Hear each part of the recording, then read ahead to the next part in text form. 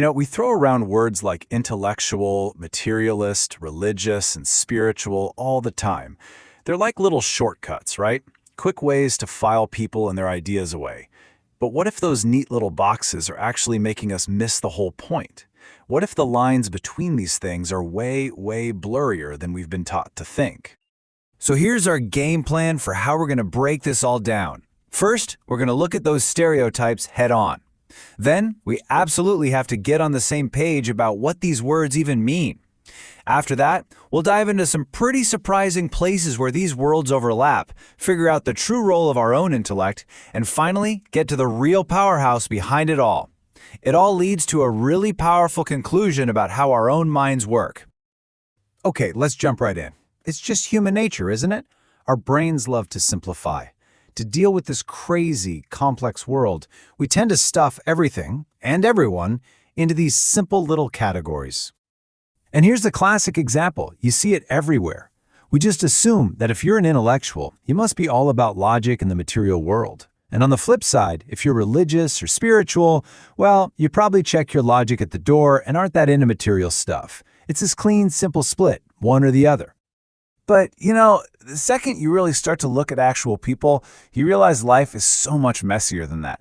Not every scientist is a materialist, and you better believe not every religious person is spiritual. The lines are just not where we think they are. So to really dig into this, we have to stop just throwing these words around like labels.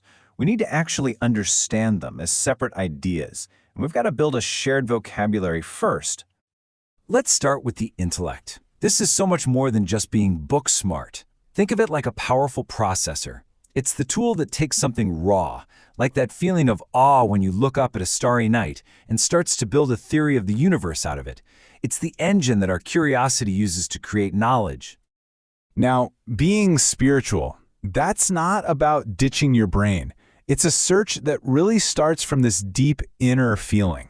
It's that drive to connect with something bigger than just us, to try and understand the invisible rules that seem to shape everything, and to figure out, where do I fit in all this? Religion, then, often gives you a map for that journey. It offers a structured system, a set of beliefs, rituals, sacred texts, usually based on the teachings of a founder, all designed to guide a person along that path. Okay, and this next one, this is where so much of the confusion comes from. The word materialism is not just one thing. It's actually two totally different ideas hiding under the same name, and it is crucial that we separate them. See, on one hand, you've got philosophical materialism. That's a worldview, an idea that everything in the universe is just physical stuff. But then you have attitudinal materialism, which is all about a desire for things, for money, for status. And that desire, well, that can pop up in absolutely anyone, whether they're highly educated, deeply religious, or incredibly spiritual. All right, now that we have these definitions straight, this is where it gets really, really interesting.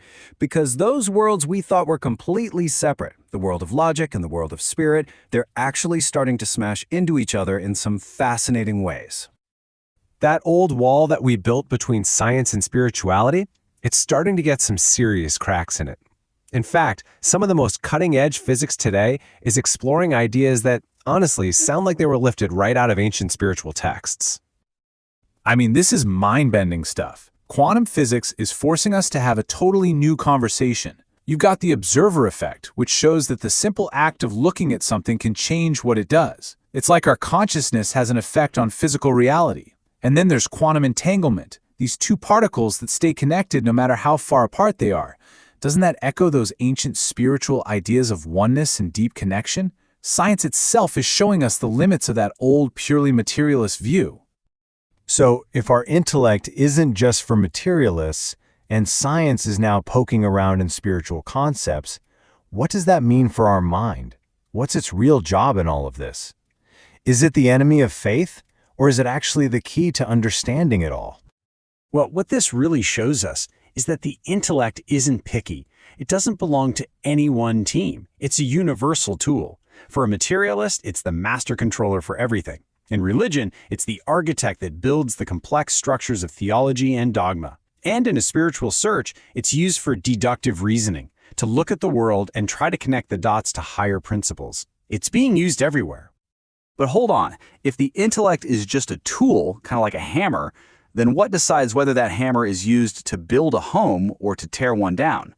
What's the force that's actually swinging it? And here it is. This is the absolute key. The intellect, that brilliant calculating machine in our heads, it doesn't choose its own direction. It's being driven by a deeper force, something you might say comes more from the heart. And that force is our motivation, our inner drive, what we truly want. Just look at this incredible contrast.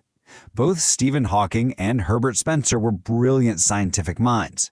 But Hawking was driven by this sense of awe, this appreciation for the universe, which led his work to have this undercurrent of care for humanity. Spencer, on the other hand, used his powerful intellect to justify ideas like survival of the fittest and the conquest of nature. It's the same tool, the intellect, but the motivations behind it led to vastly, vastly different worlds. And that, of course, brings it all right back home to us. It forces us to ask some really honest questions. When you help someone, is it 100% because you care, or is there maybe a tiny part of you that wants to be seen as a caring person? It's a tough question, for sure, but an absolutely essential one. So we've taken apart the labels and we've discovered that the intellect isn't the bad guy here. The real spotlight needs to be on the quality of our motivation. And that brings us to our final and maybe most important point, where our real responsibility is. It all boils down to this. The single most important, most powerful thing any of us can do, no matter what we believe, is to turn our attention inward and become truly aware of the motivation that is fueling our thoughts in the first place. This quote just nails it, doesn't it? The hearth of your thoughts. That's your inner world. That's your motivation.